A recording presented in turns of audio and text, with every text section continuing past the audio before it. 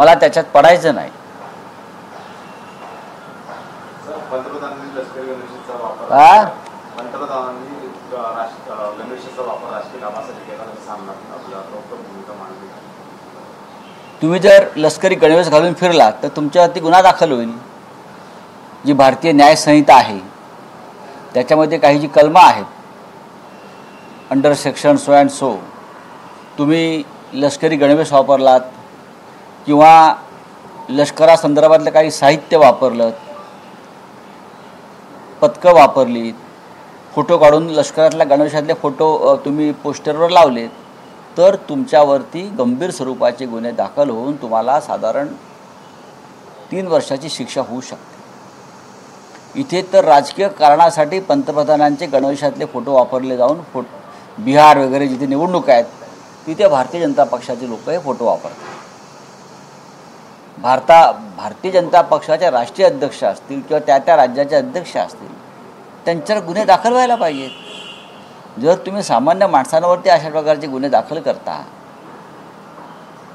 अशा प्रकारचा गणवेश फक्त तिन्ही सेना दलाचे प्रमुख वापरू शकतात,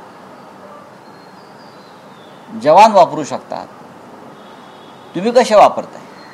आणि ते सुद्धा ऑपरेशन सिंदूर झाल्यावर, ते सुद्धा ते एअर स्ट्राईक काहीतरी केला होता त्यानंतर. तुम्ही भारतीय जनता पक्ष निवडणूक प्रचारामध्ये सैनिकांचा गैरवापर करताय, हे यातून स्पष्ट होत आहे.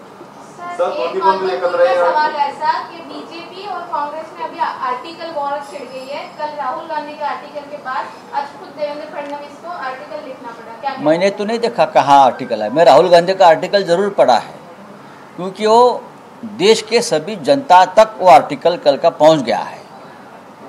राहुल गांधी ने जो लिखा है, किस तरह से महाराष्ट्र का चुनाव विधानसभा का भारतीय जनता पार्टी ने हाईजैक किया, चोरी किया, ये हमने देखा है. तो अब जवाब देना चाहिए चुनाव आयोग ने. जवाब चुनाव आयोग ने देना चाहिए ना. चुनाव आयोग जवाब नहीं दे पा रहा है. भारतीय जनता पार्टी क्यों जवाब दे रही है? जो मुद्दे उपस्थित किए उसमें एक पार्टी है, राहुल गांधी ने चुनाव आयोग को बनाया है. 5 में से जो 5 मुद्दे हैं राहुल गांधी जी के, उसमें से चुनाव आयोग के ऊपर सबसे बड़ा हमला है. किस तरह से वो पैनल बदला दिया चुनाव आयोग का, किस तरह से वोटर लिस्ट में गड़बड़ी की, किस तरह से 60 लाख से ज़्यादा वोटर्स अचानक आ गए. ये सभी मुद्दे के बारे में देवेंद्र फडणवीस को सवाल नहीं पूछा है. राहुल जी ने सवाल पूछा है चुनाव आयोग को.